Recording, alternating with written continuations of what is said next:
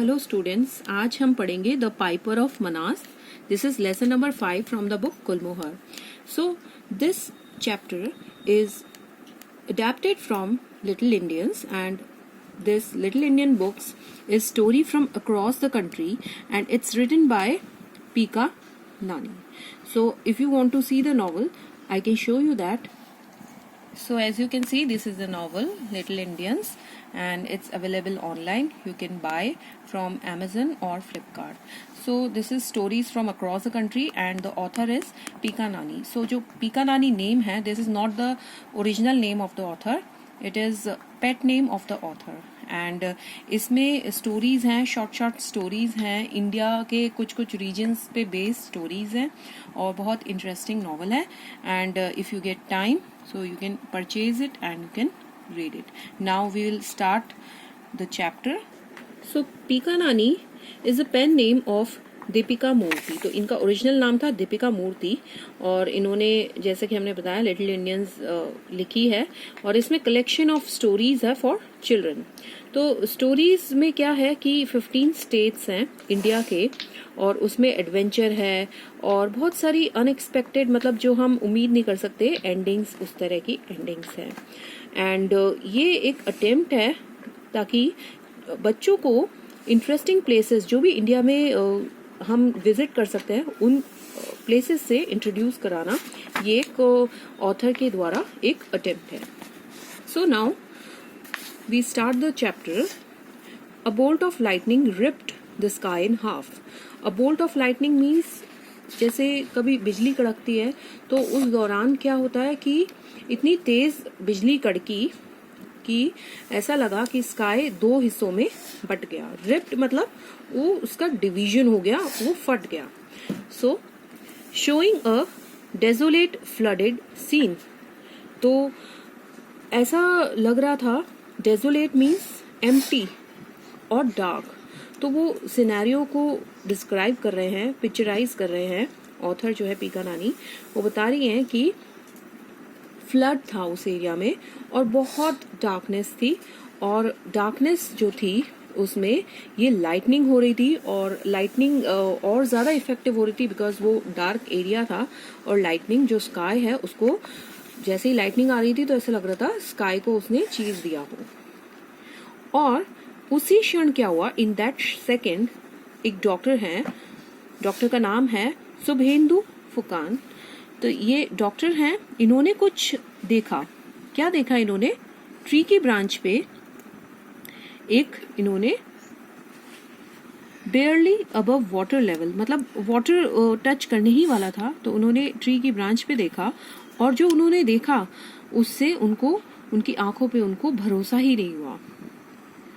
फिर उन्होंने क्या कहा, उनका एक साथी था, कंपेनियन मीन्स उनका एक पार्टनर था साथ में, बोट में वो जा रहे थे, डॉक्टर फुकान. एंड उन्होंने बोला, चिल्ला के बोला, बिकॉज वो एनिमल्स को रेस्क्यू करने आए थे actually. Take the boat near that tree. उस बोट को उस पेड़ के पास लेके चलो. और वो बोट थी एक रेस्क्यू बोट. रेस्क्यू बोट वो बोट होती है जिसमें हम, अगर कोई फ्लड के वक्त कोई डूब रहा है तो उसको बचाने के लिए उसमें जाते हैं. तो क्या था सीन आगे कि sure enough west dangerously between the tree trunk. तो हम फोटो में देख सकते हैं, ये ट्री का ट्रंक है. तो अक्सर पेड़ों में, ऐसे ट्रंक में इस तरह से वेज बना होता है, वी शेप्ड इस तरह से बना होता है wedge. And a branch was a baby rhinoceros. तो ये बेबी राइनोसरस फंसा हुआ था इस वेज के बीच में. अब क्या था कि क्योंकि बारिश आ रही थी तो थंडर साउंड थी, तो ऐसा लग रहा था कि धरती हिल रही है. ये देख सकते हैं आप किस तरह से ये लाइटनिंग है, एंड ये स्काई को ऐसा लग रहा है डिवाइड कर रही है. एंड पूरा सीन इस पिक्चर में देख सकते हैं. और जो टाइड थी, टाइड मीन्स जब वेव्स बहुत तेज आती हैं, ऊंचाई तक जाती हैं, तो उसे टाइड कहते हैं. कई बार सी शोर पे मून की वजह से भी वहाँ का जो है टाइड उधर भी देखने को मिलती है. तो बहुत ज़्यादा हार्श टाइड थी, एंड ऐसा लग रहा था कि जो बोट है, ये बोट देख सकते हैं कितनी छोटी बोट है, तो इसको पूरा ओवर टर्न कर देगी, पूरा उलट देगी। अब क्या हुआ, उनके जो कंपेनियन थे स्टेडीड, उन्होंने उस बोट को उधर मूव किया, मतलब उस डायरेक्शन में लिया। जैसे ही डॉक्टर फुकान वहां पे पहुंचे और उस डरे हुए एनिमल के पास, तो उन्होंने अपनी पूरी ताकत लगा दी और उन्होंने उस काफ को, काफ कौन होता है, बेबी राइनोसरस के बच्चे को काफ बोला जाता है, जो उसका यंग वन होता है उसको काफ बोलते हैं।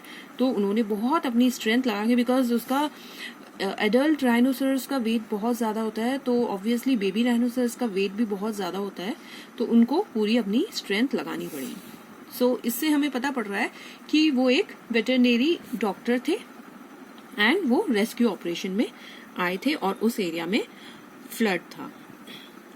तभी क्या हुआ, जस्ट देन वो जो ब्रांच थी जिसमें वो बेबी राइनो फंसा हुआ था, वो इट गेव अवे, मतलब वो उसने साथ छोड़ दिया और वो टूट गई विद अ बिग स्प्लैश, और पानी में गिरी तो स्प्लैश हुआ पानी के अंदर। एंड अगर वो 1 मिनट भी लेट हो जाते तो क्या होता, जो बेबी था वो फ्लड के बहाव से बह जाता एंड वो उसको रेस्क्यू नहीं कर पाते और शायद वो मर जाता। तो जैसे जैसे बारिश आ रही थी, डॉक्टर ने जो काफ है उसको रैप कर लिया इन हिज रेनकोट। रैप मतलब उसको चारों तरफ से कवर कर लिया अपने रेनकोट से, और स्लोली स्टीयर, मतलब बोट को एक पर्टिकुलर डायरेक्शन में मूव किया, steer the boat back to safety, जहां वो सुरक्षित पहुंचा सके उस बेबी राइनो को। अब ये क्या कह रहे हैं कि बेबी राइनोसरस लकी था। क्यों लकी था? क्योंकि हर मॉनसून में क्या होता है, द माइटी ब्रह्मपुत्र नदी जो है, ये लॉन्गेस्ट रिवर है इंडिया की, और ये असम के बहुत सारे स्टेट्स के थ्रू फ्लो करती है। तो ये इट स्वेल्स एंड फ्लड्स, मतलब वो ओवरफ्लो हो जाती है और फ्लड ला देती है।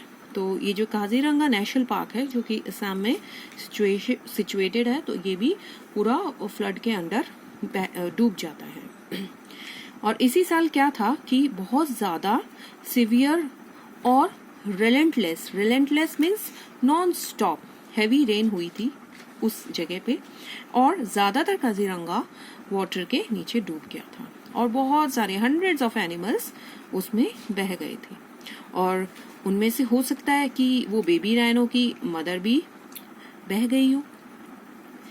अब डॉक्टर फुकान, जैसे कि मैंने बताया, वेटरनेरियन डॉक्टर थे, वो असम के दूसरे वेल नोन नेशनल पार्क से आए थे जिसका नाम है मनास। तो वो काजीरंगा आए थे रेस्क्यू ऑपरेशन के लिए, to help in the rescue operations. Rescue operations वो ऑपरेशंस होते हैं जिसमें अगर कोई भी डिजास्टर आता है तो उसमें लोग आके उनको बचाते हैं। तो ये क्योंकि जानवरों के डॉक्टर थे तो ये एनिमल्स को सेव कर रहे थे।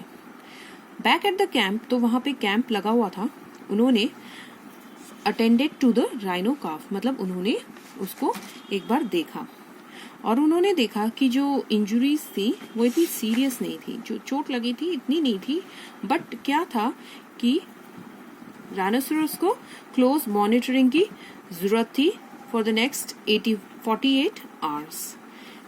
Because coming to a decision, Dr. Fukan got the necessary permissions and took the rhino with him to मनास। तो उनको परमिशन लेनी पड़ी ताकि वो उसको अपने क्लोज ऑब्जर्वेशन में रख सके मनास में, जहाँ से आए थे। So this was part 1 of this chapter.